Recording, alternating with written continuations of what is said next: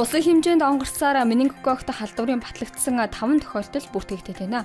Тодорхойлбол Улаанбаатарт 2, Дархан уул, Ховдын Жаргаланд сум, Увс аймагт тус бүр 1 тохиолдол батлагдаж, Улаанбаатарт с жигтэй тохиолдол бүртгэгдэж байна.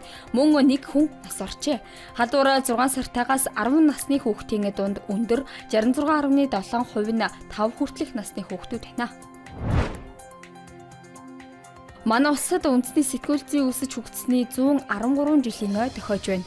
Анх 1913 оны энэ өдөр Монголын сэхэтнүүд шин тойл бичиг нэртэй хэвлэлийг гаргаж байжээ.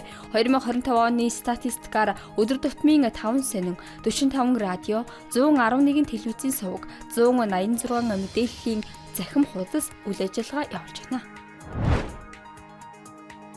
3 хүртэлх насны хүүхдээ харж буй ээжүүдэд сар бүр өгдөг 50,000 төгрөгийг 500,000 болгох өргөдөлд иргэдийн саналыг авч байна. Одоогоор 60,000 хүн санал өгöd байгаа бөгөөд 100,000-д хүрвэл уг асуудлыг хуулийн төсөл болгон улсын хурлаар хилцэх эрхцийн орчин бүрдэх юм.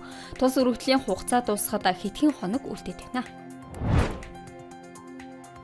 Оюутан цэрэг хөтөлбөрт хамрагдах оюутан суралцагчдын бүртгэл үргэлжилж байна.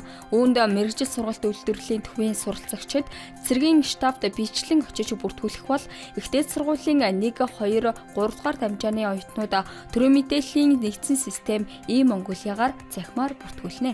Энэ жил хөтөлбөрийн квота нэмэгдсэн бөгөөд нийт 2,000 оюутан суралцагчийг хамруулах юм. Түүнчлэн цэргийн 13 төрлийн мэргэжлээс сонгон суралцах боломжтой болжээ. Гэр бүл хөдөлмөр нийгмийн хамгааллын яам 2026 оныг хөдөлмөр эрхлэлтийг дэмжих жил болгон зарлаад байна.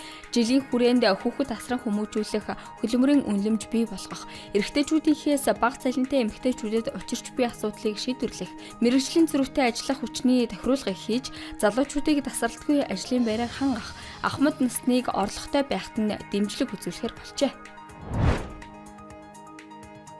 Бюродод их малыг эсэмэнд төлөвлөхөд онцгой анхаарч байна.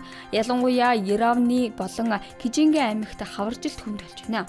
Малчдын бэлтгэсэн өвс тэжээл хэдийнэ дуусаж худалдан авахд хүрчээ. Тиймээс засгийн газраас 10 сая рублийг дэмжлэг болгож өгч байна. Гэхдээ энэ дэмжлэг нь худалдан авсан тэжээлээ тээвэрлэх зардлын хэсгийг нөхөөгтөдий хөнгөлөлт хийжээ. Гэсэн ч их малыг эсэмэнд төлөвлөхөд авах арга хэмжээ үргэлжлэн гэлээ. Ice Global-ийн цөөх хорвоо мэдээ байла. Ажлын амжилт хүсье.